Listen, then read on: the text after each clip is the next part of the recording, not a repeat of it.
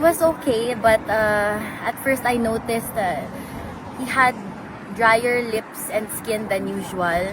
That's why I imposed a rule today, kada inom siya ng Coke, dapat may few sips of water. And then eventually, after he finished about, say, 3 cups of water, nag-okay naman. Natakot kasi ako kasi medyo mapula yung mata niya. So sabi ko baka dry.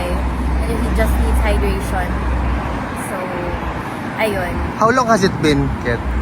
My last visit was around January. I don't remember the exact days. Basta around that time.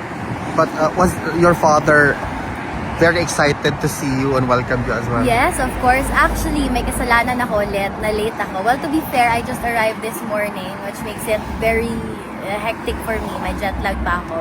I overslept a bit, but nakasunod naman ako.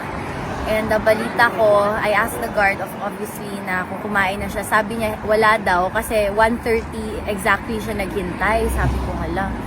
So, kaya medyo madami siyang nakain during the visit. Yung pancake na gusto niya.